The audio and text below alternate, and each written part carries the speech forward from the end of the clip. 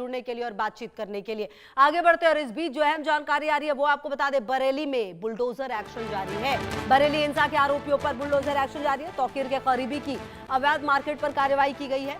कल अवैध मार्केट को सीलिंग का नोटिस दिया गया था। जमीन पर अवैध तरीके से मार्केट बनाने का भी आरोप है।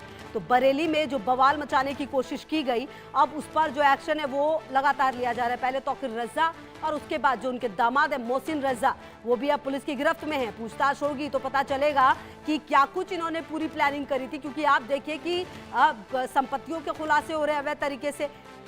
इसके अलावा जो अवैध तरीके से निर्माण कर रखा है वो देखिए आप, अवैध तरीके से पूरा का पूरा मार्केट बना रखा है इन्होंने।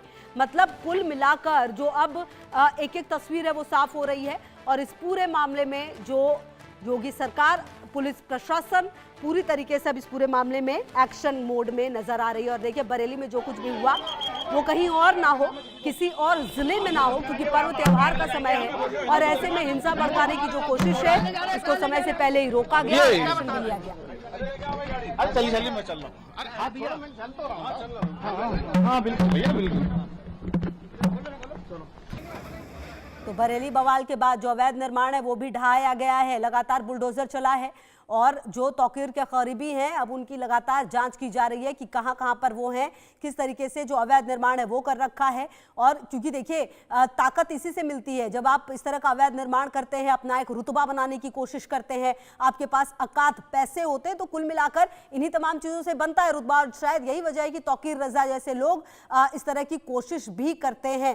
हालांकि अब पुलिस की गिरफ्त में है, पूछताछ लगातार हो रही है और अब उनके करीबियों पर भी जो निशाना है वो पुलिस प्रशासन का नजर आ रहा है। तो अहम जानकारी आपको दे रहे हैं। बरेली की अगर आप बात करें तो यहां पर जो बवाल मचाने की कोशिश की गई, अब उसको लगातार जो कोशिश और कवायद ये है कि जो भी करीबी लोग हैं जिनका भी इसमें हाथ रहा है उन पर भी अब कड़ा एक्शन हो। बरेली के जो प्रभारी मंत्री जेपीएस राठौर, उन्होंने ये कहा कानून से बड़ा कोई नहीं है, उपद्रवियों को बख्शा नहीं जाएगा, किसी भी तरह की अराजकता, अवैध कब्जा या नक्शे में हेरफेर बर्दाश्त नहीं किया जाएगा। जहां भी अनियमितता पाई जाएगी वहां बुलडोजर समेत कठोर कार्रवाई की जाएगी। आपको बता दें इस पूरे मामले में पुलिस ने अब तक 60 से ज्यादा लोगों को गिरफ्तार किया।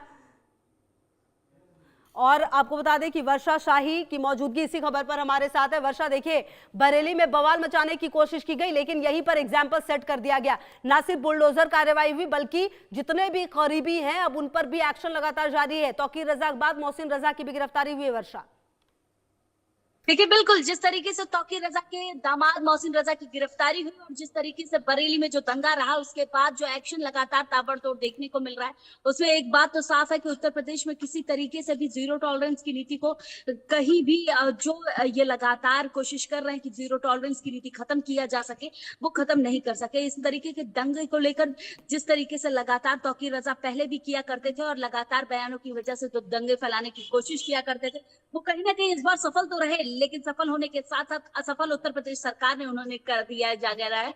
और जिस तरीके से ये असफल हो रहे हैं उसमें साफ तरीके से बुलडोजर एक्शन लगातार चल रहा है।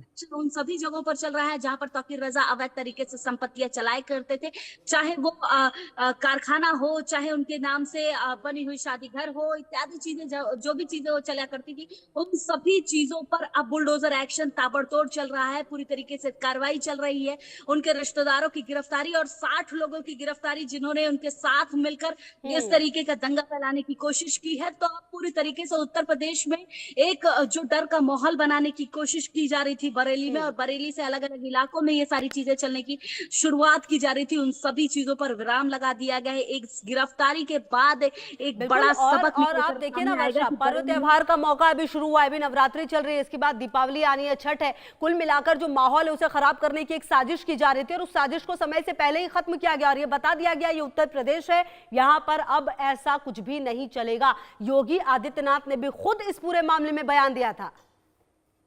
देखिए बिल्कुल जिस तरीके से उत्तर प्रदेश में साफ तरीके से पहले भी मुख्यमंत्री योगी आदित्यनाथ ने कह दिया है कि किसी भी तरीके से उत्तर प्रदेश में दंगाइयों को छोड़ा नहीं जाएगा और दंगा फैलाने वाले लोगों की संपत्तियों को भी कुर्क किया जाएगा और खत्म किया जाएगा, क्योंकि वो जिस तरीके से आम लोगों की संपत्तियों को खत्म करते हैं, जब्त करते हैं और उस पर अवैध तरीके की संपत्तियां चलाए करते हैं, उन सभी चीजों को नहीं छोड़ा जाएगा। उत्तर प्रदेश में किसी भी तरीके का डर का माहौल नहीं हो सकता, क्योंकि उत्तर प्रदेश में मुख्यमंत्री योगी आदित्यनाथ का शासन है और यहाँ पर जीरो टॉलरेंस की नीति लागू रखी है। किसी भी तरीके से अवैध संपत्तियां चलाने वाले लोग और लगातार दंगा फैलाने वाले, अवैध तरीके से काम करने वाले लोगों पर अक्सर एक्शन हुआ करता है। इससे पहले भी जितने दंगे हुए हैं उन पर ताबड़तोड़ कार्रवाई बुलडोजर की देखी गई है और आज जिस तरीके से बरेली में ताबड़तोड़ कार्रवाई देखी जा रही है, साफ है कि उत्तर प्रदेश में दंगा नहीं फैलाया जा सकता, डर का माहौल नहीं बनाया जा सकता, उसके साथ साथ किसी भी तरीके से अपराधी नहीं ठीक है पनप वर्षा, सकते इस और पर लगातार नजर रहेगी कि आने वाले समय में बरेली विवाद पर और क्या कुछ एक्शन पुलिस प्रशासन की तरफ से लिया जाता है। बहुत शुक्रिया आपका इन तमाम जानकारी